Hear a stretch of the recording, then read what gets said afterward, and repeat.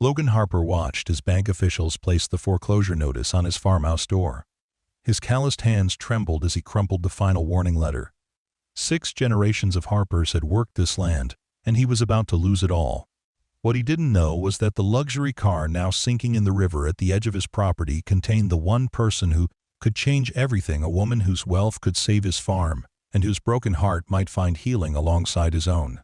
But would pride let him accept help from a stranger whose designer clothes cost more than his monthly mortgage payment?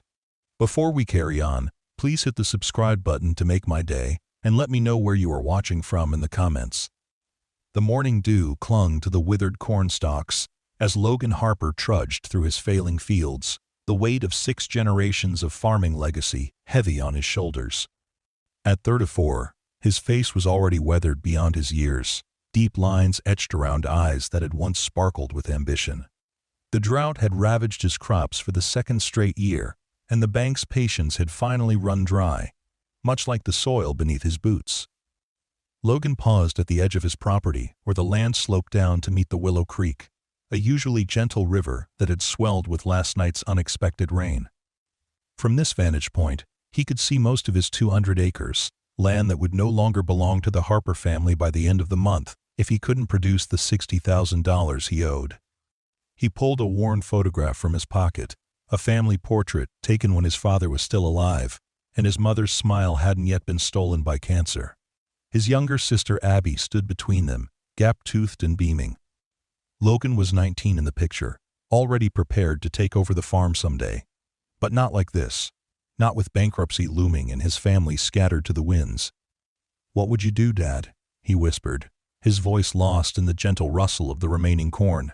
His father would probably have done exactly what Logan had attempted, diversifying crops, taking odd jobs in the nearby town of Pine Ridge, even selling off parcels of land until he had nothing left to sell except the homestead itself. Logan had struggled through 4 years of agriculture college to bring modern techniques to Harper Farms, but climate change and corporate farming had conspired against him, leaving him with barren fields and mounting debt. The distant sound of tires squealing jolted him from his thoughts. Logan turned toward the narrow bridge that crossed Willow Creek at the far edge of his property. The structure was old and poorly maintained, made slick by last night's rainfall. As he watched, a sleek black luxury sedan came into view, moving too fast for the wet conditions. The driver seemed to realize this too late, trying to brake on the slippery surface. The car fishtailed wildly before crashing through the wooden guardrail and plunging into the rain-swollen creek below. Without hesitation, Logan broke into a sprint. His long legs ate up the distance, boots kicking up mud as he ran toward the accident. The car had landed roof first in the water, flipping completely before beginning to sink. By the time he reached the creek bank, only the undercarriage was visible above the water. Logan kicked off his boots and dived in. The cold water shocked his system, but adrenaline pushed him forward. The current was stronger than usual, but he was a strong swimmer, having spent summers playing in this very creek as a boy. He reached the sinking vehicle and peered inside the driver's side window. A woman was struggling with her seatbelt, panic evident in her wide eyes as water filled the car. With powerful strokes, Logan maneuvered around to the passenger side where the window had shattered on impact. He took a deep breath and ducked below the surface, forcing his large frame through the opening. The interior was already half filled with murky water. The woman's struggles were growing weaker as she fought against both the rising water and the jammed seatbelt. Logan pulled the pocket knife he always carried from his jeans and sawed at the seatbelt until it gave way. The woman immediately began to float upward, but her foot was caught on something beneath the steering column. Logan reached down, feeling blindly in the cloudy water, until he found her ankle twisted in what felt like the strap of a purse or bag. He freed her leg and wrapped one arm around her waist, pulling her toward the broken window. His lungs were burning by the time they surfaced beside the rapidly disappearing car. The woman gasped for air, coughing violently, as Logan towed her toward the shore. She was slight in his arms, but the sodden weight of her clothes and the pull of the current made the short distance feel like miles. When they finally reached the muddy bank, Logan dragged them both onto solid ground. The woman collapsed onto her side, expelling water from her lungs between ragged breaths. Logan knelt beside her, His own breathing labored but his focus entirely on her welfare. "Are you hurt?" he asked, scanning her for obvious injuries. She was perhaps 30, with dark hair plastered to a face that, even in distress, struck him as uncommonly beautiful. Her tailored clothing, though now ruined, spoke of wealth beyond anything familiar in his rural community. A delicate gold bracelet glinted on her wrist, bearing a distinctive emblem he didn't recognize. "I don't think so," she managed between coughs. "Just shaken." Logan helped her to sit up. "We should get you to a hospital. Make sure everything's okay." "No hospitals," she said firmly, surprising him with the strength in her voice. "I'm fine, really. Just a few bruises." She attempted to stand but swayed dangerously. Logan caught her by the shoulders, steadying her against him. Her eyes, a striking amber color, met his with a mixture of gratitude and something else he couldn't quite identify. "Thank you," she said quietly. "You saved my life." Logan shrugged, suddenly self-conscious of his mud-splattered appearance and the day's stubble on his jaw. Anyone would have done the same. She shook her head. "No, they wouldn't have." She looked toward the creek, where only ripples remained to mark her car's watery grave. "All my things, my phone, my house is just up the hill," Logan offered. "You can dry off, use my phone to call someone." She nodded gratefully, and they began the slow walk back to the farmhouse, the woman leaning slightly against him when the ground grew uneven. Logan was acutely aware of his arm around her waist, guiding her up the path. She smelled of river water now, but underneath that was something floral and expensive. "I'm Logan Harper," he said, breaking the silence. "This is my farm. Well, for the next few weeks anyway." "Alexandra Caldwell," she replied, then added with a hint of humor despite her bedraggled state, "Most people call me Alex." He found himself staring at her profile, distracted by the elegant line of her jaw. "What brings you out to these parts, Alex? Not many city folks take the back roads." She hesitated just long enough for him to notice. "I was just exploring, getting to know the area." They crested the hill, and the Harper farmhouse came into view. It was a two-story structure, built by Logan's great-grandfather, the white paint peeling to reveal the weathered wood beneath. The wraparound porch sagged slightly on one side, a repair Logan had been meaning to make before more pressing matters took priority. Beside it stood the large red barn, its paint faded but still structurally sound. It would have been picturesque if not for the foreclosure notice flapping in the breeze. Alex's eyes lingered on the notice as they approached, but she said nothing. Logan felt a flush of shame creep up his neck. It was one thing to fail in private, another to have a stranger witness his shortcomings. "It's not usually this messy," he said lamely, moving quickly to tear down the notice before ushering her inside. The interior of the farmhouse was Spartan but clean, a testament to his mother's influence even years after her passing. The furniture was well worn but cared for, family photos lining the walls alongside his mother's cross-stitched samplers. Logan led Alex to the bathroom, providing her with a faded but clean towel and an old flannel shirt and jeans that had belonged to his sister. "These might be big on you, but they're dry," he said. "I'll make some coffee while you change." In the kitchen, Logan busied himself with the coffee maker, an ancient model that had been a wedding gift to his parents. He changed quickly in his bedroom, swapping his wet clothes for dry jeans and a worn flannel shirt before returning to set out mugs on the counter. A few minutes later, Alex appeared in the doorway, swimming in his sister's clothes but looking remarkably composed given the circumstances. "Better?" he asked, pouring a mug of coffee and offering it to her. "Much. Thank you." She accepted the mug, their fingers brushing momentarily. "Do you live here alone?" Logan nodded. "My parents are gone. Dad had a heart attack 6 years ago. Mom followed with cancer 2 years later. My sister Abby lives in Chicago with her husband. She's a teacher." Alex settled onto one of the kitchen chairs. "I'm sorry about your parents. It must be difficult managing this place on your own." "We do all right," Logan said automatically, the practiced response whenever anyone in town asked how the farm was doing. Then, unexpectedly even to himself, he added, "Or we did." Truth is, I'm about to lose everything. He wasn't sure why he was confiding in this stranger, except that there was something in her eyes that invited confidence, and perhaps the knowledge that she'd be gone soon made it easier to admit his failures. "The drought?" she asked. "Partly. Bad luck, bad timing, too much competition from the corporate farms." He shrugged. "Doesn't matter. Bank needs their money in 3 weeks, and I'm about 60,000 short." Alex sipped her coffee thoughtfully. "What would you do if you could save it?" The question caught him off guard. Most people, upon hearing his situation, offered empty platitudes or awkward sympathy. "Diversify," he said after a moment. "More sustainable crops, less water dependent, maybe build some rental cabins by the creek for tourists, fishing weekends, that sort of thing. Pine Ridge is getting more visitors these days with the new state park nearby." He shook his head. "Doesn't matter now." Alex stood suddenly.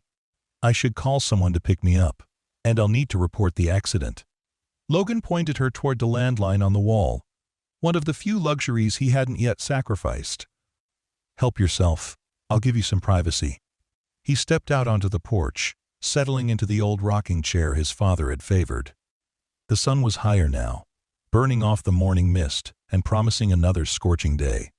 He could hear Alex's voice, muffled through the screen door, speaking rapidly into the phone. 20 minutes later, she joined him on the porch, once again composed despite the too large borrowed clothes. "My assistant is sending a car," she explained.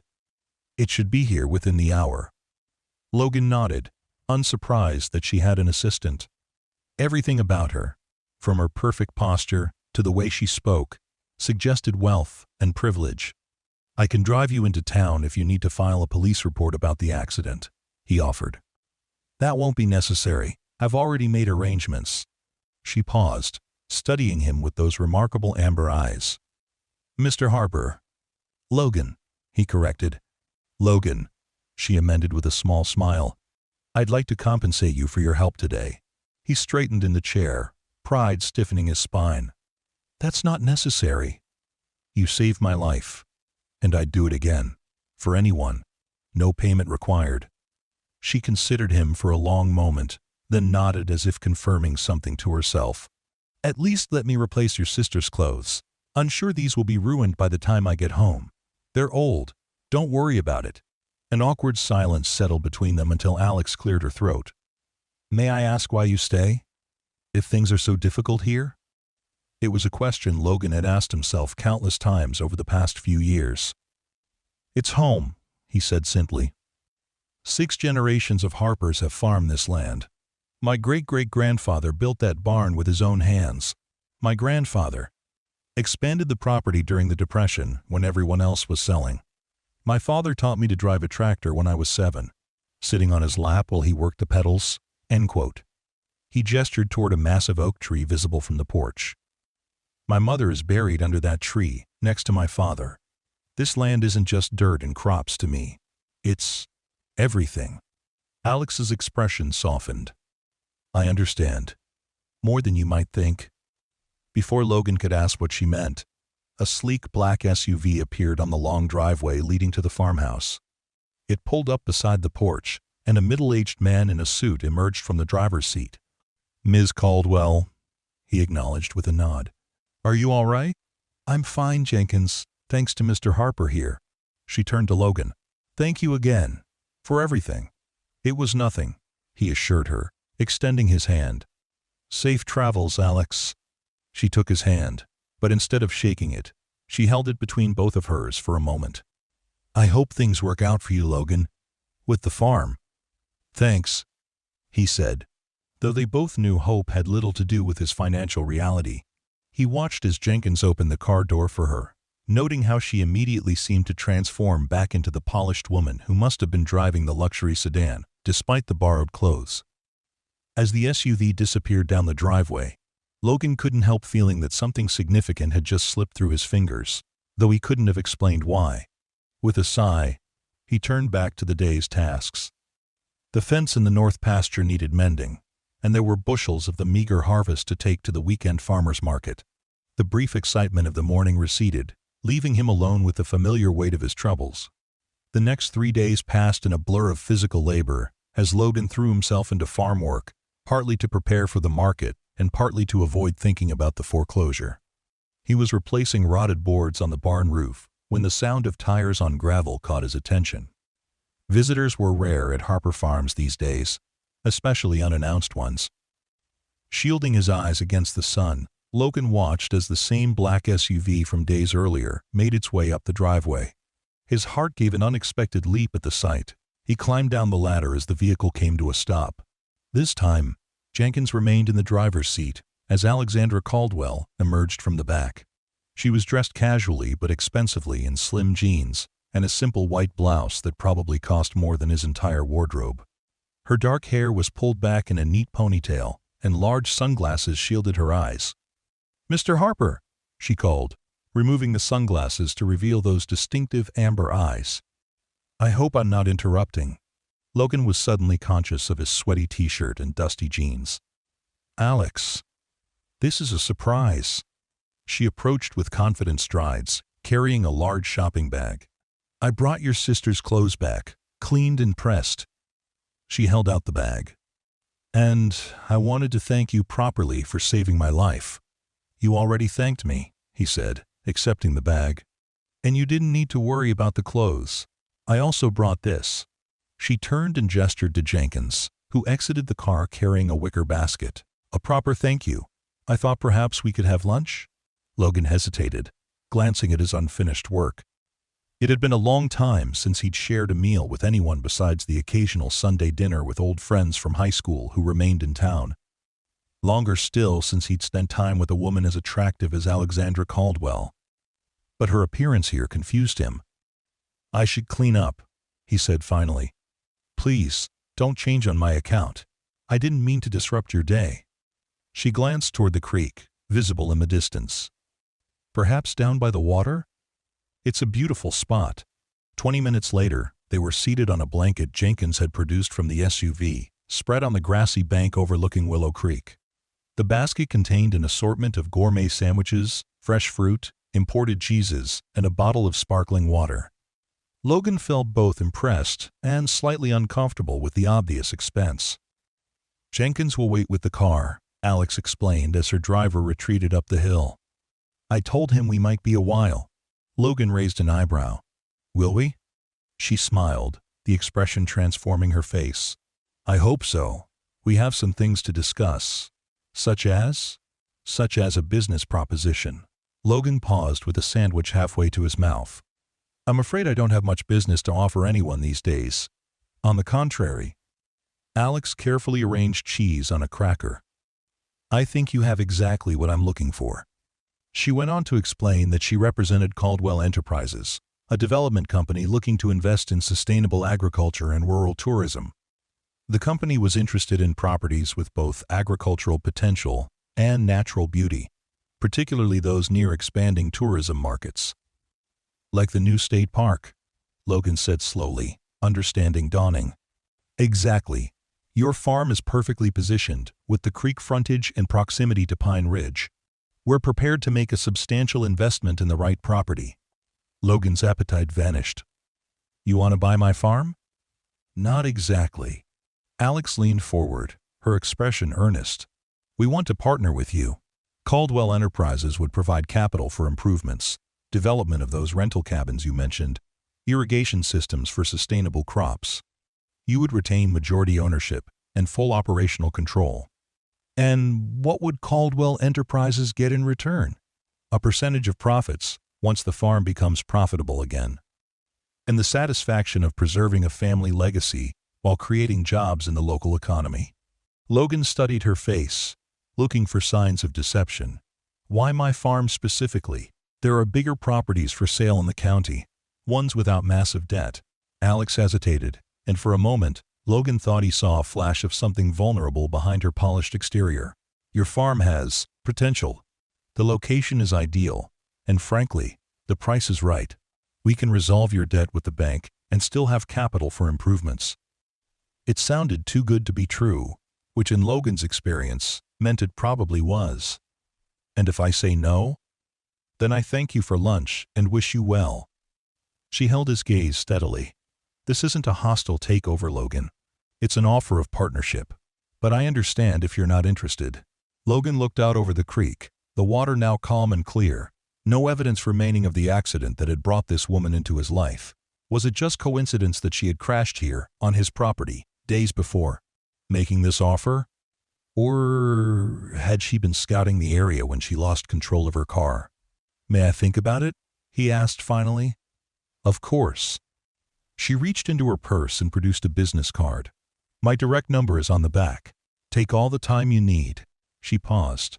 Well, all the time you have before the foreclosure.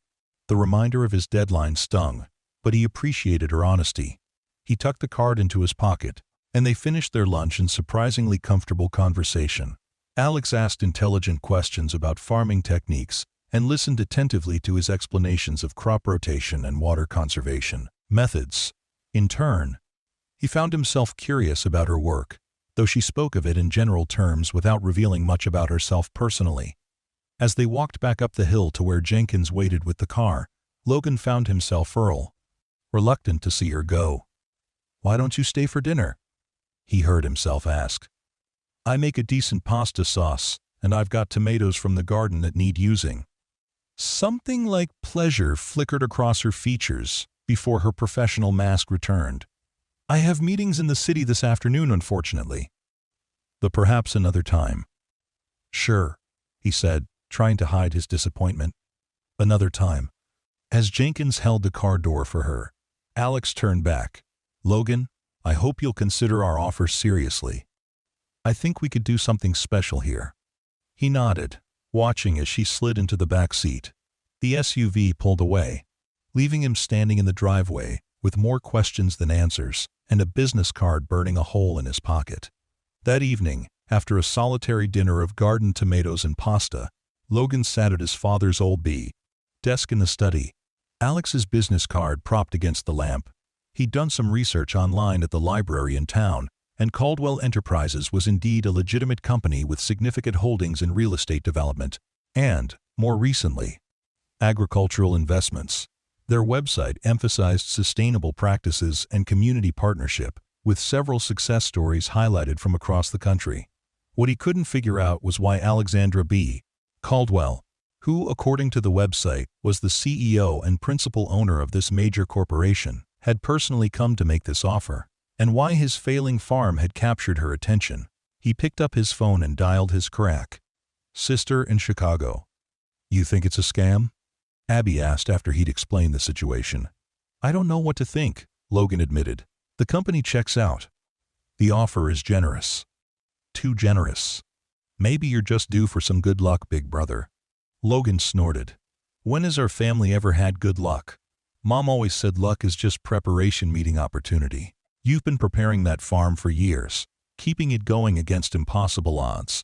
Maybe this is the opportunity part. Or maybe I'm being naive. Abby sighed. What choice do you have, Logan? The bank takes everything in 3 weeks, or you partner with this company and keep the farm in the family. Seems pretty straightforward from where I'm sitting. Nothing's ever straightforward when this much money is involved, Abs. Then get a lawyer to look over the contract. Use that fancy agriculture degree of yours to negotiate terms that protect your interests. She paused. And maybe consider the possibility that sometimes good things happen to good people.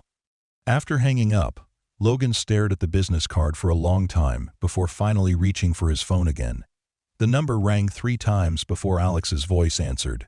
Alexandra Caldwell. It's Logan Harper, he said, suddenly uncertain. Logan. Her voice warmed noticeably. I'm glad you called. Have you made a decision? Not exactly. I have questions. Lots of them. I'd expect nothing less. Would you like to meet tomorrow to discuss them? Yes, but not here, Logan said, making a decision. There's a diner in Pine Ridge called Maggie's. Good neutral territory for business negotiations. There was a smile in her voice when she responded. Maggie's it is. Shall we say noon? I'll be there. After hanging up, Logan leaned back in his father's chair, wondering what the old man would make of all this.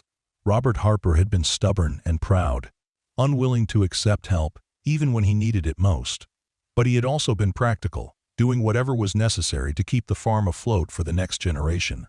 "What would you do, Dad?" Logan asked the empty room, not for the first time. The next morning, Logan dressed in his best jeans and a button-down shirt that hadn't seen use since his mother's funeral. He arrived at Maggie's 15-minute spread, early, choosing a booth at the back with a clear view of the entrance. The diner was a Pine Ridge institution, with red vinyl seats and formica tables that hadn't changed since the 1970s. Maggie herself, now, in her 70s, still worked the counter most days. "Well, look at you all spiffed up," she commented, bringing him coffee without being asked. "Hot date?" "Business meeting," Logan corrected, ignoring the knowing look she gave him. At precisely noon, the diner's door swung open, and Alexandra Caldwell entered. She was dressed in a simple blue dress that somehow managed to look both professional and approachable, her dark hair loose around her shoulders. Heads turned as she scanned the room, her presence immediately changing the atmosphere in the small-town establishment. When she spotted Logan, her face brightened with a smile that seemed genuinely pleased to see him. She made her way to his booth, sliding in across from him with graceful ease.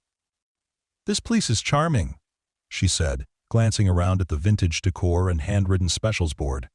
"Wait until you try the pie," Logan replied. "Maggie makes it fresh every morning." As if summoned, Maggie appeared beside their table, coffee pot in hand. "Coffee, hun?" she asked Alex. "Please." "Black." Maggie filled her cup, giving Logan a subtle thumbs up behind Alex's back before retreating to the counter.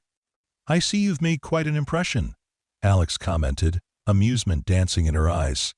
"Maggie's known me since I was in diapers," Logan said with a slight flush. "She thinks I don't get out enough." "And do you get out enough?" End quote. The question felt more personal than professional, but Logan answered honestly. "The farm doesn't leave much time for socializing, especially lately." Alex nodded, understanding in her expression. She reached into her sleek leather bag and produced a folder, placing it on the table between them. "I've brought some preliminary paperwork. Not a contract yet, just an outline of what we're proposing. I thought it might help address some of your questions." Logan accepted the folder but didn't open it immediately. "Before we get to that, I'd like to know why me? Why my farm? And why are you, the CEO, handling this personally?" Alex took a sip of her coffee, seeming to consider her response carefully. "The why your farm part is simple. Location, timing, potential. As for why me? She set her cup down. "Let's just say I have a personal interest in this particular project." "That's not really an answer." "No, it's not," she agreed. "But it's all I can offer for now." Their conversation was interrupted by Maggie returning to take their orders. Logan selected his usual a bacon cheeseburger with fries, while Alex opted for the house salad with grilled chicken. Once Maggie departed, Logan opened the folder and began reviewing the documents inside.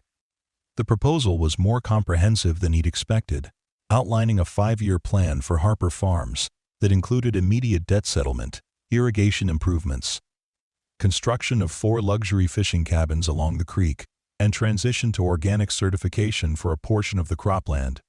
The projected revenues were optimistic, but not unreasonable, particularly with the addition of tourism income. "This is thorough," Logan admitted, impressed despite his reservations. "We're serious about this partnership," Alex said. "We want it to succeed as much as you do. And if it doesn't, if these projections don't materialize, Caldwell Enterprises assumes that risk. You retain ownership of the land regardless. The worst-case scenario is that you end up with an improved farm, debt-free, and we write off a failed investment." Logan frowned. "That doesn't make business sense." "Sometimes business is about more than the bottom line." Something shifted in her expression, a momentary vulnerability quickly masked. "Sometimes it's about creating something meaningful." There was more to her story, Logan was certain of it now. But before he could press further, Maggie arrived with their food, effectively pausing the conversation. As they ate, the discussion shifted to more practical matters: water rights, equipment needs, marketing strategies for the cabins. Alex was knowledgeable and quick to grasp farming concepts, occasionally surprising Logan with her understanding of agricultural economics. "Did you grow up on a farm?" he asked, when she correctly identified the most cost-effective irrigation system for his soil type. "No," she said with a small smile. "But I've done my homework. This isn't my first agricultural investment." When the meal was finished, and Maggie had delivered slices of her famous apple pie, Logan sat back, considering everything he'd learned. "I'd want my own lawyer to review any contract," he said finally. Alex nodded, unsurprised. "Of course. And I'd want a clause guaranteeing the Harper name stays on the property, regardless of what happens. Already included in the outline, page 4. Logan tapped his fingers on the table, thinking. "I'd also want assurances about employment for local people for any construction or new positions created. That's actually one of our company policies," Alex said. "We prioritize local hiring wherever possible." Logan studied her face, looking for any sign of deception, but found only open sincerity. "Why do I feel like there's something you're not telling me?" Alex's expression flickered, confirming his suspicion. "There are aspects of this arrangement that are personal to me. They don't affect the business terms, I promise you that. I don't like mysteries, Ms. Caldwell. And I admire that about you, Mr. Harper." She reached across the table, briefly touching his hand. "But some stories take time to tell. Can you trust me that far?" The warmth of her fingers lingered on his skin after she withdrew. Logan found himself wanting to trust her, despite the warning bells of experience. "I'll have my lawyer review the proposal," he said, neither agreeing nor refusing. "And I'll let you know my decision by the end of the week." Alex smiled, apparently satisfied with this response. "That's all I can ask." As they prepared to leave, Logan insisted on paying for lunch despite Alex's protests. "My turf, my treat," he said firmly. Outside on the sidewalk, the summer heat had intensified, the air thick with humidity that promised an afternoon thunderstorm. Alex's driver was nowhere in sight. "Jenkins is running errands," she explained. "He'll be back in an hour or so." "I can wait with you," Logan offered. "Actually, I was hoping you might show me around town while we wait. I'd like to get a better feel for the community." Pine Ridge wasn't much of a town, with a main street of about 12 blocks, featuring a hardware store, a small grocery, a few specialty shops, and the obligatory chain pharmacy on the outskirts. But Logan found himself enjoying the role of tour guide as they strolled along the sidewalk, Alex showing genuine interest in the community's history and character. Outside the hardware store, they encountered Frank Delgado, who owned the farm adjacent to Logan's and had been a friend of his father's. "Logan!" Frank called out, his weathered face breaking into a smile. "Don't often see you in town midweek, Frank." Logan shook the older man's hand before turning to Alex. "This is Alexandra Caldwell. She's a business associate. Alex, this is Frank Delgado, my neighbor and the best sweet corn farmer in the county." Frank's bushy eyebrows rose at the introduction, his gaze curious as he shook Alex's hand. "Pleasure, ma'am. Any business associate of Logan's is welcome around here. We've been hoping someone would give this boy a hand." "Frank," Logan warned, embarrassment coloring his tone. "What? It's no secret you've had a rough go of it. Nothing to be ashamed of." Frank turned back to Alex. "The Harper place was the jewel of this county in its day. Could be again. With the right investment." "That's exactly what we're discussing," Alex said smoothly. Frank's expression brightened. "Well, I'll leave you two to your business then." He winked at Logan. "Don't be a stranger, son. Martha's asking about you." As they continued down the street, Logan sighed. "Sorry about that. Small towns. No need to apologize. He cares about you." Alex glanced at him. "Do many people know about the foreclosure? In a town this size? Everyone knows everything." Logan shrugged. "Most of them have been kind about it. Farming's a tough business these days, and I'm not the first to struggle." They paused outside a small boutique with handcrafted items displayed in the window.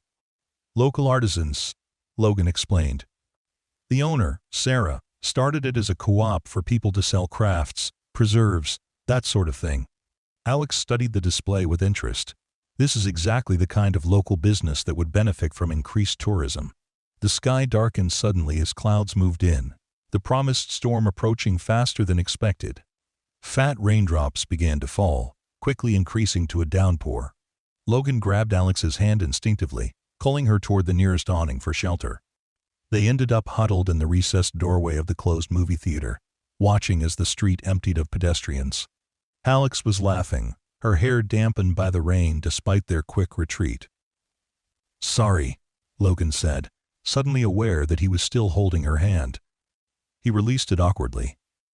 "Summer storms come on fast here." "I don't mind." She pushed wet strands of hair from her face, her eyes bright with amusement. "Though I seem to be making a habit of getting soaked around you." Logan found himself laughing too, the tension that had surrounded their business discussion evaporating in the warm summer rain. Standing here with her, sheltered from the storm, he could almost forget the complications of their situation, the power imbalance between wealthy investor and struggling farmer. Almost, but not quite. "I should call Jenkins," Alex said, reaching for her phone. "See where he is." While she made the call, Logan watched the rain washing down the street, creating miniature rivers along the curbs. This storm would be good for his remaining crops, though too late to make a significant difference in this season's yield.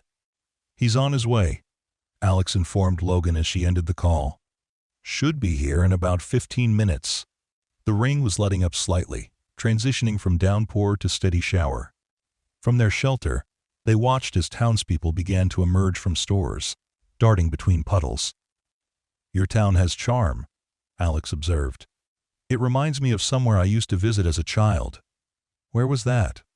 Logan asked, seizing the opportunity to learn something personal about her. Alex's expression grew distant. "A small farming community in Vermont. My grandfather had a place there." She hesitated before adding, "It's gone now, sold off after he died." "I'm sorry to hear that. It was a long time ago." She turned toward him, her shoulder brushing his in the narrow doorway. "Did you always know you wanted to be a farmer?" Logan considered the question. "I went through a phase in high school where I thought I wanted something different. Applied to business schools, dreamed of a corner office somewhere." He smiled at the memory. "Then my dad got sick my senior year. I stayed to help with the harvest, deferred college. By the time he recovered, I couldn't imagine doing anything else." "No regrets?" "Some days, sure, especially lately." "Especially lately." He met her gaze. "But mostly no. There's something about working the land that gets into your blood. The connection to seasons, to growth, to continuity." Alex studied him with an intensity that made him both uncomfortable and intrigued. "That's exactly what I thought you'd say." Before Logan could ask what she meant, a black SUV appeared on the wet street. Jenkins had arrived. "That's my ride," Alex said, sounding almost reluctant. "Thank you for lunch." "And the tour." "Thanks for the pie," Logan replied. "And the opportunity." They dashed through the lingering rain to the waiting vehicle. As Jenkins held the door, Alex turned to Logan one last time. "I'll wait for your call," she said. "Don't take too long deciding." As the SUV pulled away, Logan stood in the rain for a moment longer than necessary, watching until it disappeared around the corner. Then, shaking his head at his own foolishness, he headed for his truck. He had a lawyer to see. The next morning found Logan in the cramped office of Walter Chen, the only attorney in Pine Ridge who specialized in agricultural law. Walter had been his father's lawyer and had helped the family through numerous legal matters over the years. "This is unexpected," Walter said, adjusting his reading glasses as he reviewed the Caldwell Enterprises proposal. "Very unexpected." "Good unexpected or bad unexpected?" Logan asked, leaning forward in his chair. Walter removed his glasses, cleaning them thoughtfully with his handkerchief. "That depends on what's motivating their interest. The terms are surprisingly favorable. Almost too favorable." "That's what I thought." "Have you run a background check on this Alexandra Caldwell?" Logan shifted uncomfortably. "Some basic internet research. The company seems legitimate." "She's the CEO and principal owner." Walter nodded. "Caldwell Enterprises is indeed reputable." Founded by William Caldwell in the 1980s as a commercial real estate firm, expanded into various development sectors under his daughter's leadership. He paused. That would be Alexandra. So she inherited the company? After a fashion. There was some controversy when William Caldwell died unexpectedly 5 years ago. Alexandra wasn't in the original succession plan. She'd been estranged from the family business for years, working in environmental conservation, I believe, but she returned and took control, much to the surprise of industry observers. This was new information. Logan tried to reconcile the polished businesswoman he'd met with someone who had once chosen environmental work over corporate wealth. The company has pivoted significantly under her leadership, Walter continued. More focus on sustainable development, community integration. They've won awards for their approach. He tapped the proposal. This plan for your farm fits their current model perfectly. So you think it's legitimate? The offer appears genuine, yes. But that doesn't explain why they're so interested in your specific property, or why the CEO is handling this personally. Walter replaced his glasses. In my experience, when something seems too good to be true, there's usually a hidden agenda. Logan nodded, the same concern having troubled his sleep the night before. What would you advise? Proceed with caution. I'll draw up a counterproposal with additional protections for your interests. And in the meantime, perhaps dig a little deeper into Ms. Caldwell's background. There might be a connection to this area we're missing. I'll do that, Logan agreed, rising to shake Walter's hand. Thanks, Walter. One more thing, the lawyer added as Logan reached the door. Whatever you discover, remember that sometimes good business and good intentions can coexist. Don't let suspicion blind you to a potentially beneficial partnership. With that advice echoing in his mind, Logan spent the afternoon at the Pine Ridge Public Library, using their computers to research Alexandra Caldwell more thoroughly. Most of the information confirmed what Walter had already shared: her unexpected return to Caldwell Enterprises following her father's death. The company's shift toward sustainable development under her leadership. But it was a small article in a business journal from 5 years ago that caught his attention. It mentioned that Alexandra had spent the years before her return to the family business working for an environmental nonprofit focused on preserving family farms threatened by development and climate change. The organization had operated primarily in the Midwest, including counties not far from Pine Ridge. Could that be the connection? Had she encountered Harper Farms through her previous work? It seemed plausible, though it didn't fully explain her personal interest. As Logan drove home that evening, dark clouds gathered again on the horizon, promising another summer storm. His phone buzzed with a text message as he pulled into his driveway. It was from Alex, the number matching the one on her business card. Hoping you're making progress with your decision. Rain looks good for your fields. The message unsettled him slightly. Had she been watching the local weather, or could she somehow see his farm? The latter seemed paranoid, but his instincts told him there was still a missing piece to this puzzle. Instead of replying immediately, Logan walked the perimeter of his property as the first thunder rumbled in the distance. The creek was running faster than usual after yesterday's rain, the water clear but deep. He found himself standing at the spot where he'd pulled Alex from her sinking car, trying to reconcile the frightened woman he'd rescued with the composed CEO offering to save his livelihood.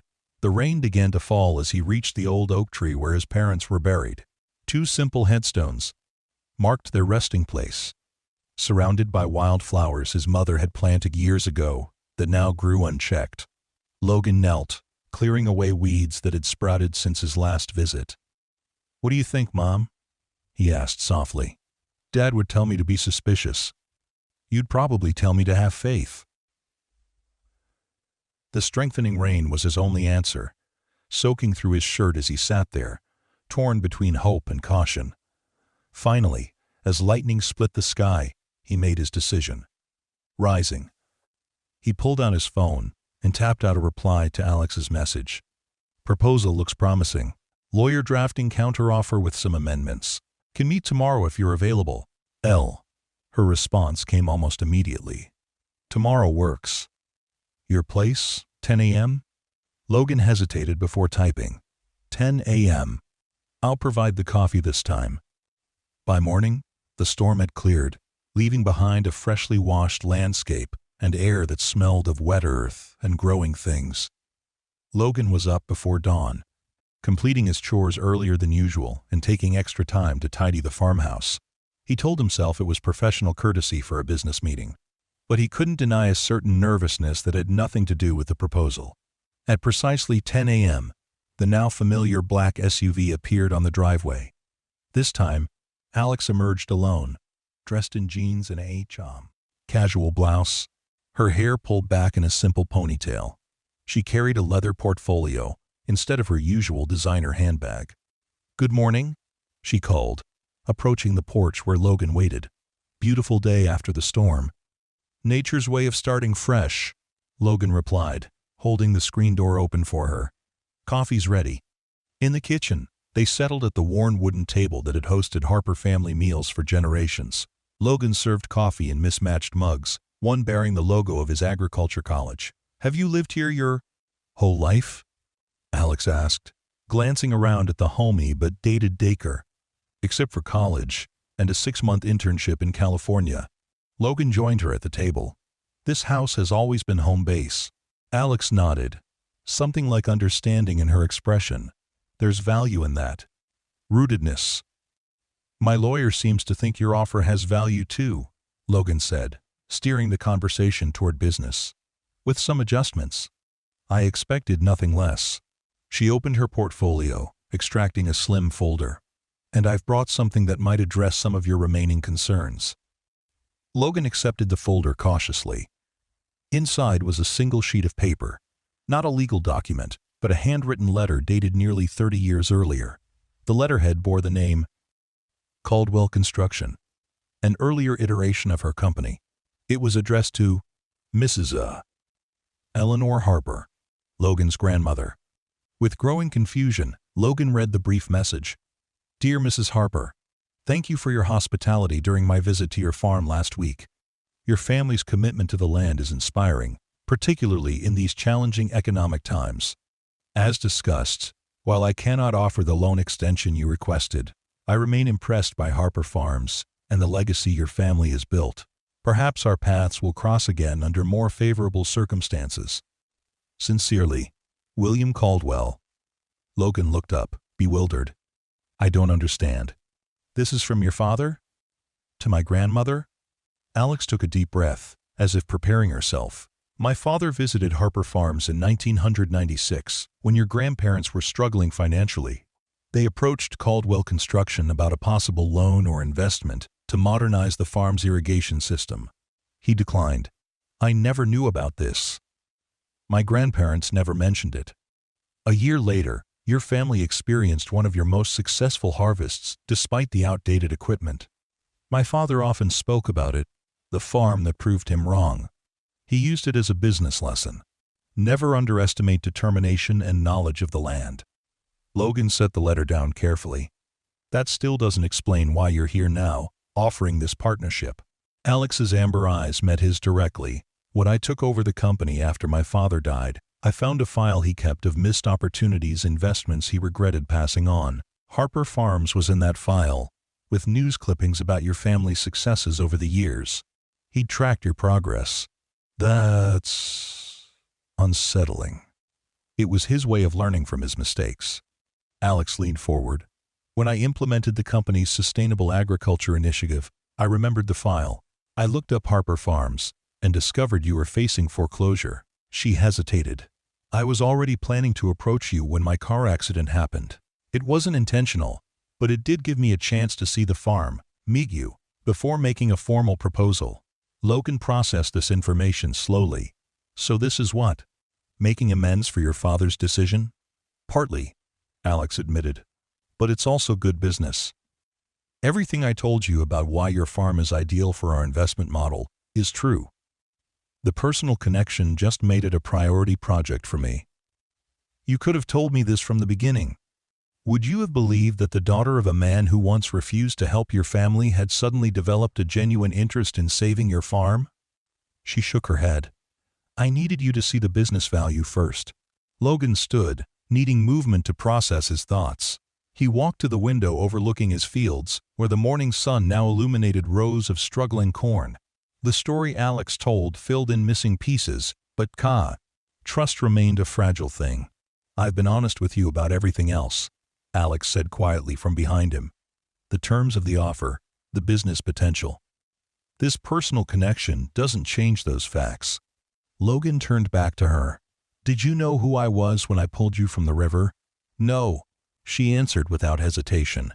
"I was surveying the area, yes, but I didn't know it was your truck I passed on the road, or that it was your property where I crashed. That really was an accident." Her directness reassured him somewhat. "And now?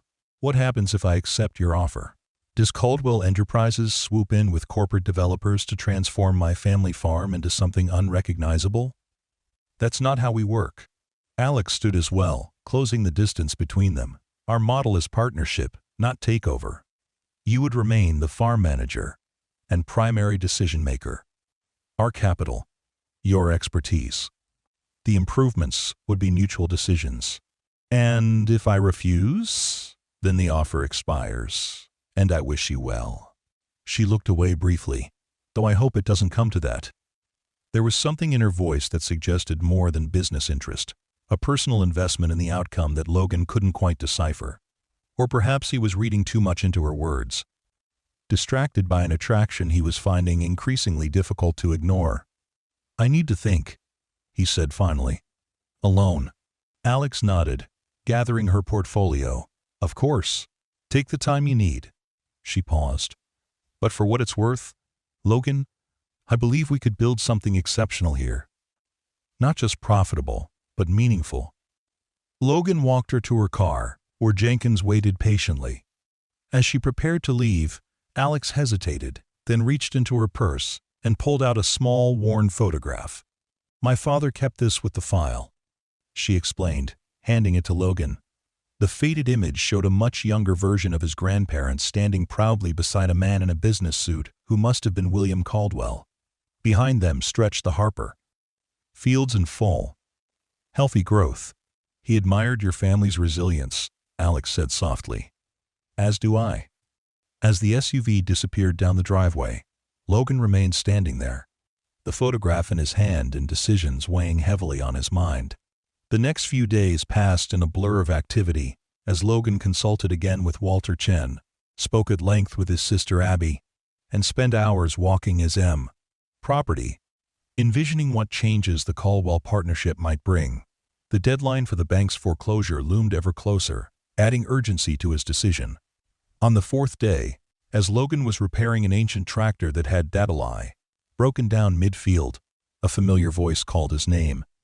He emerged from beneath the machine to find Alex approaching across the field, dressed in practical jeans and hiking boots, her hair tied back and face free of makeup. "Didn't expect to see you here," he said, wiping grease from his hands with an old rag. "I thought maybe you'd lost my number," she replied with a small smile. "It's been 4 days. Been busy." He gestured to the tractor. "Always something breaking down around here." Alex surveyed the aging equipment with a professional eye. "That's a Model 4020. Good machine, but it's seen better days." Logan raised an eyebrow, surprised by her knowledge. "You know tractors? My grandfather had one similar to this on his Vermont farm. I used to help him maintain it during summer visits." She moved closer, examining the exposed engine. "Fuel line problem?" "Injector pump, actually." "How did you know that?" She smiled. "Lucky guess based on the symptoms. Mind if I take a look?" Logan stepped aside, watching with increasing amazement as Alex knelt beside the tractor, her manicured hands confidently examining the diesel injector system. She worked methodically, asking intelligent questions about the machine's history and maintenance. "You're full of surprises, Ms. Caldwell," he said finally. "Most people see the suit and the company title and make assumptions." She glanced up at him. "But I wasn't always a CEO. There was a time when fixing tractors and saving family farms was my actual job. With the environmental nonprofit." Her hands stilled. "You did your research. Enough to know there's more to your interest in my farm than business opportunity or your father's regrets." Alex straightened, wiping her hands on her jeans. "Yes, there is. I spent 5 years working with farmers across the Midwest, helping them fight against corporate takeovers and climate challenges. I saw firsthand what happens when family farms disappear. Communities die, local knowledge is lost, and something irreplaceable vanishes from our cultural fabric. Then you return to run your father's corporation. Bit of a change in direction. I thought so too, at first. She leaned against the tractor. But I realized I could do more good with the resources of Caldwell Enterprises than I ever could as a nonprofit worker. I could actually implement the changes I've been advocating for. And my farm is one of those changes? Your farm represents everything I believe in, Alex said earnestly. 6 generations of agricultural knowledge, sustainable practices born of necessity, connection to the land. It deserves to survive, to evolve, rather than disappear. The passion in her voice was unmistakable, and Logan found himself believing her sincerity. More than that, he found himself admiring it. I'm inclined to accept your offer, he said finally, with the amendments my lawyer suggested. Alex's expression brightened. What amendments? Mostly guarantees about local employment, profit-sharing timelines, and an explicit statement that I retain final authority on agricultural decisions. He paused. And a personal addition. I want you involved directly, not just company representatives. Your knowledge and passion are as valuable as the financial investment. That's not a standard business arrangement, Alex said carefully. Neither is any of this. Logan gestured between them. But I think we both know this partnership has potential beyond business. A flush of color rose in Alex's cheeks, but she met his gaze steadily. I can commit to quarterly site visits and regular consultation. More would be difficult with my other responsibilities. Fair enough. Logan extended his hand. Do we have a deal, Ms. Caldwell? Instead of shaking his hand, Alex surprised him by leaning forward and placing a gentle kiss on his cheek. We have a deal, Mr. Harper. The warmth of her lips lingered as she pulled away, her amber eyes meeting his with unmistakable promise. For the first time in years, Logan felt something unfamiliar blossoming in his chest. Hope, not just for his farm's survival, but for possibilities he hadn't allowed himself to consider in a very long time. Now, Alex said, breaking the moment with a practical tone that didn't quite mask her own flustered reaction. Let's fix this tractor. I believe your injector pump just needs proper bleeding and adjustment. Logan laughed, the sound rusty, but genuine. Yes, ma'am. They worked side by side until sunset, grease-stained and focused on the mechanical problem. Their new partnership taking its first tentative steps under the golden light of a summer evening. The weeks that followed brought a whirlwind of activity to Harper Farms. The partnership agreement was formalized, with Walter Chen and Caldwell Enterprises' legal team finalizing terms that satisfied both parties. The bank was paid in full, the foreclosure canceled, and for the first time in years, Logan slept without the weight of impending financial disaster on his shoulders. Alex returned to the city but remained involved through daily phone calls and weekly video conferences. True to her word, she took a personal interest in the revitalization project, frequently surprising Logan with her agricultural insights and practical suggestions. They developed an easy rapport that increasingly blurred the line between professional and personal. By mid-August, the first phase of improvements was underway. A team of local contractors began work on the irrigation system, while an environmental consultant assessed the land for organic certification. Plans for the creek side cabins were drawn up, incorporating sustainable building practices and designs that complemented the natural landscape. Logan found himself busier than ever, but energized by the progress. The farm was transforming before his eyes, not into something foreign, but into the realization of dreams he'd once thought impossible. And with each successful step, his trust in Alexandra Caldwell deepened. On a particularly scorching afternoon, Logan was marking boundaries for the cabin sites when a text message from Alex arrived. Surprise inspection. Look up. He raised his eyes to see her walking down the path from the main house, dressed for the heat in shorts and a light blouse, sunglasses perched on her head. She carried a cooler in one hand and waved with the other. Didn't expect you until next week, he called, unable to hide his pleasure at seeing her. Board meeting finished early. Thought I'd celebrate by checking on my favorite investment. She set the cooler down in the shade of a large willow tree. And bringing lunch. You've been working straight through again, haven't you? Logan shrugged. Guilty as charged. Lost track of time. Alex shook her head in mock disapproval as she spread a blanket on the ground. All work and no play, Mr. Harper. Says the woman who answers emails at midnight, he countered, joining her on the blanket. She laughed, conceding the point as she unpacked sandwiches, fresh fruit, and 2 bottles of iced tea. Occupational hazard. But even I know when to take a break. They ate in comfortable conversation, discussing progress on the various projects, and sharing stories that increasingly veered into personal territory. Logan found himself telling Alex about his college years. His brief engagement that had ended when his fiancée decided farm life wasn't for her, his mother's battle with cancer. In turn, Alex spoke of her childhood in her father's shadow, her rebellion against the corporate path he'd planned for her, and her grief when his sudden death forced her return. Do you ever regret it? Logan asked as they finished their meal. Coming back to run the company? Alex considered the question thoughtfully. Sometimes. The responsibility is enormous, and there are days when I miss the simplicity of fieldwork. But then I see projects like this one taking shape, making a real difference, and I know I'm where I need to be. She looked out over the creek, where markers indicated the future cabin sites. Though I admit, I envy you sometimes. The dailiness of farm life, the tangible results of your work, the connection to one place. It's not always as romantic as it sounds, Logan reminded her. There's plenty of mud, broken equipment, and disappointing harvests. I know, but there's also this. She gestured to the landscape around them, the creek catching afternoon sunlight, the fields beginning to recover under new irrigation, the old oak tree standing sentinel over it all. A sense of belonging that most appareil people never experience. Something in her voice made Logan study her more closely. You could have that too, you know. Not just as an investor. Alex turned to him, surprise evident in her expression. What are you suggesting? That maybe your quarterly visits could become more frequent? That maybe there's room in this partnership for more? The words hung between them, weighted with possibility. Logan hadn't planned to speak so directly, but the weeks of collaboration had built something between them that seemed increasingly difficult to deny. Alex's amber eyes searched his, vulnerability and hope mingling in her gaze. Logan, there are complications involved in what you're suggesting. Professional boundaries, practical logistics. I'm aware, he said, reaching out to take her hand.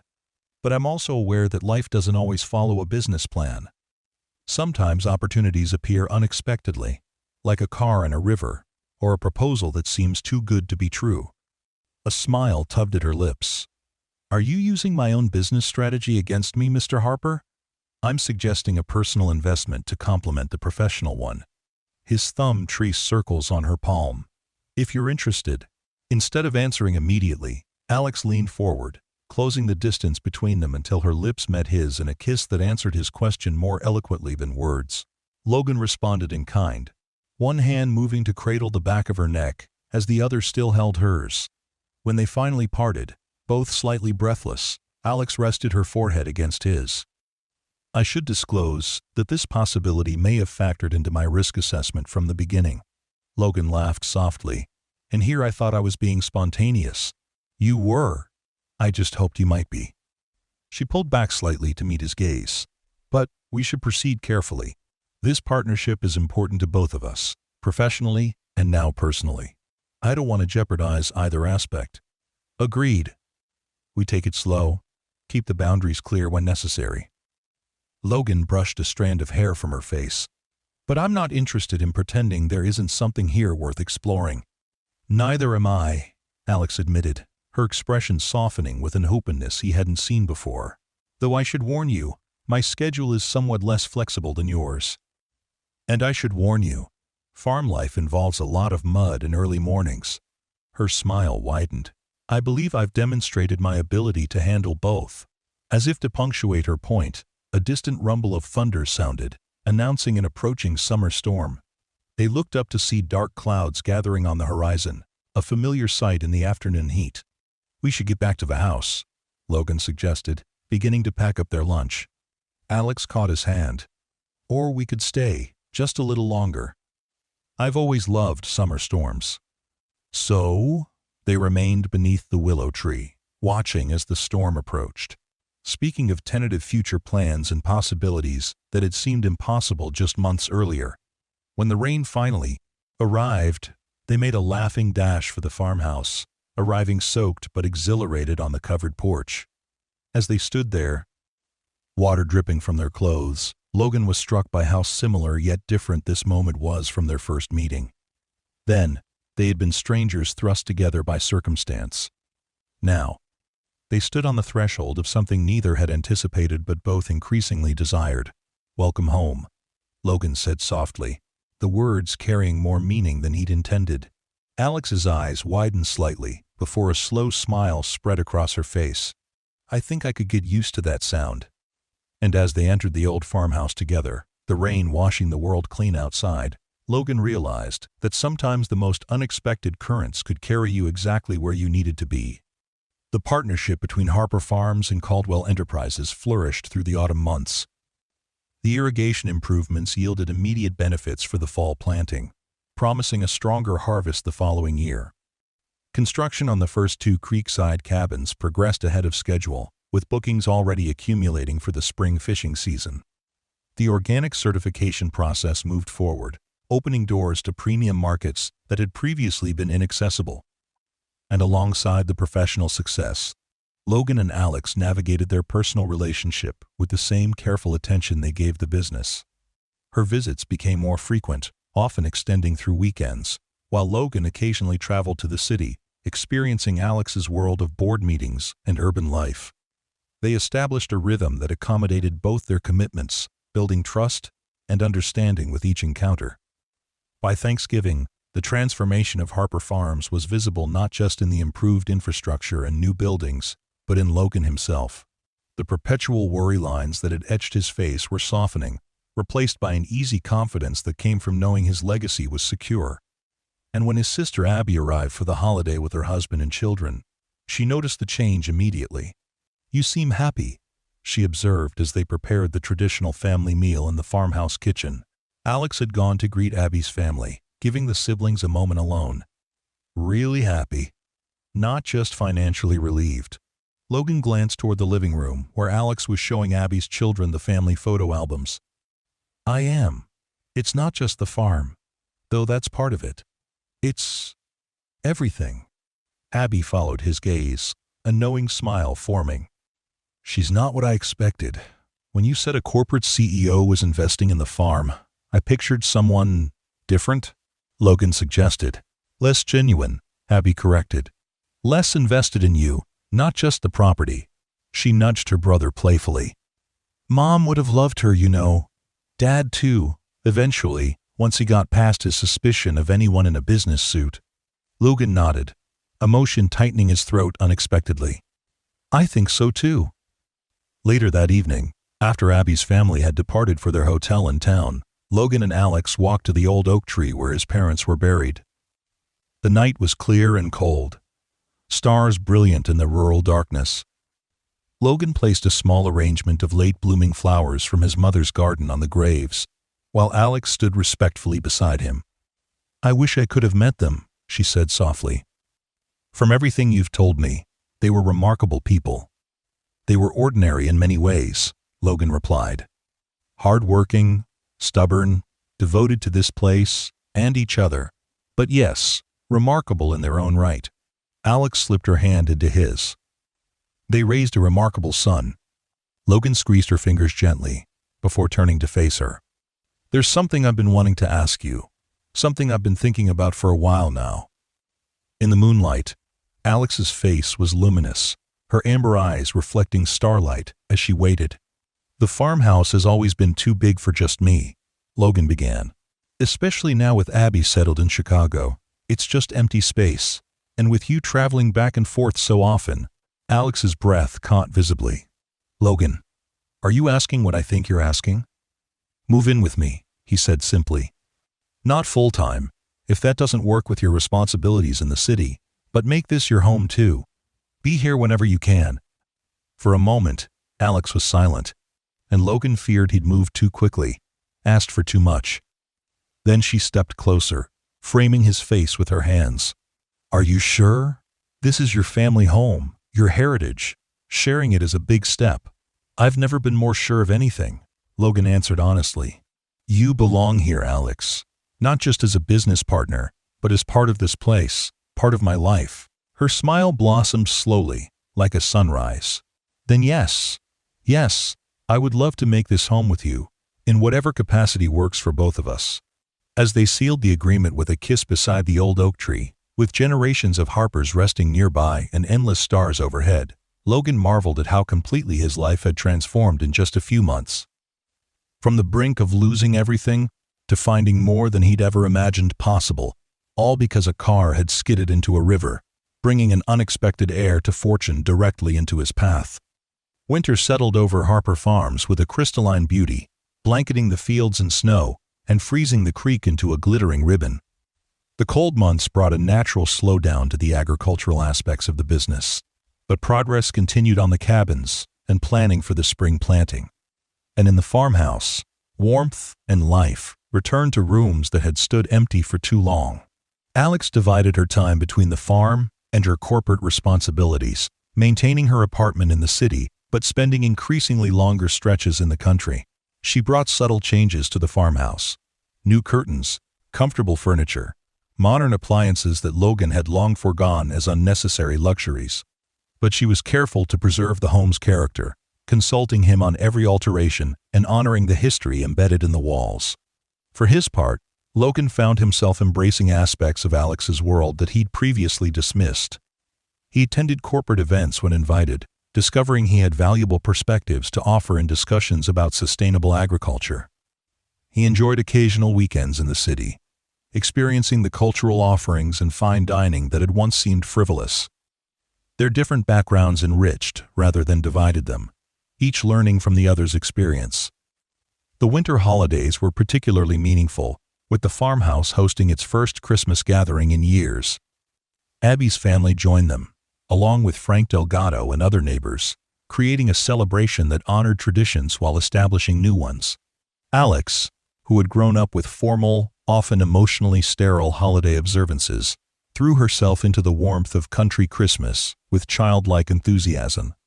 On Christmas morning, after presents had been exchanged and breakfast enjoyed, Logan took Alex for a drive across the snow-covered property.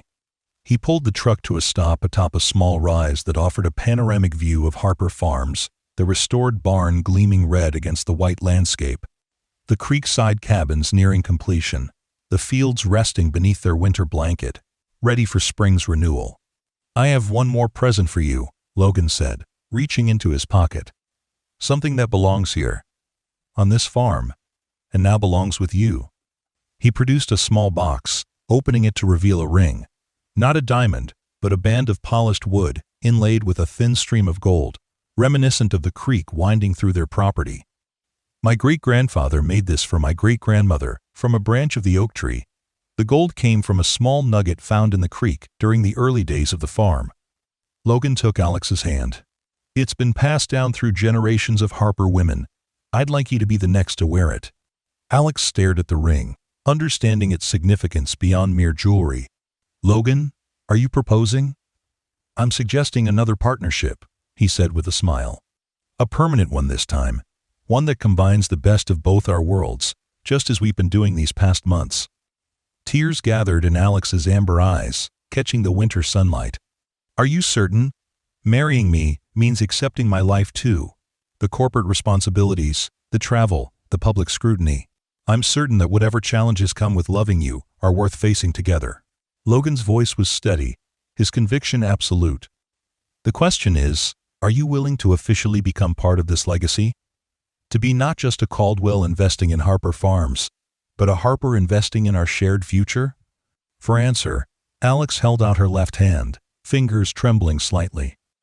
"Nothing would honor me more." Logan slipped the ring onto her finger, where it settled as though made for her. Then he gathered her into his arms, their kiss a promise against the backdrop of the land they both loved, now truly theirs to nurture together. Spring arrived early that year, bringing with it the frantic activity of planting season and final preparations for the grand opening of the creekside cabins. The months since Christmas had passed in a blur of planning, both for the farm's continued development and for a fall wedding that would unite the Caldwell and Harper names officially. The first hints of green were appearing in the fields when the cabins welcomed their initial guests, a group of fly fishermen from Chicago who had booked the entire property for a long weekend. Logan had been nervous about this aspect of their business plan, uncertain of his ability to play host after years of solitary farming. But Alex's confidence bolstered his own, and they greeted their visitors together, partners in every sense. "Welcome to Harper Farms," Logan said as he showed the men to their accommodations, surprised by how natural the words felt. "We hope you enjoy your stay." The cabins, built with sustainable materials and designed to blend with the natural landscape, exceeded everyone's expectations. Each unit featured panoramic views of the creek, high-end amenities that Alex had insisted upon, and rustic touches that Logan had contributed. The perfect balance of luxury and authenticity, just like their relationship. By the second day, Logan was conducting informal tours of the working farm for interested guests, explaining the organic methods they were implementing and the history of the property. He discovered an unexpected pleasure in sharing his knowledge, seeing his lifelong home through appreciative new eyes. "You're a natural," Alex observed as they watched their satisfied visitors depart at the end of the weekend. "They're already talking about booking for next season." Logan pulled her close, gazing out over the property that had transformed from burden to blessing. "It's easier when you believe in what you're offering." That sentiment carried them through the planting season, as new crops took root in revitalized soil. The farm's transformation continued, with renovations to the barn creating space for educational workshops and community events. What had begun as a desperate bid for survival was evolving into a vibrant agricultural center, a model of sustainable farming practices and rural tourism.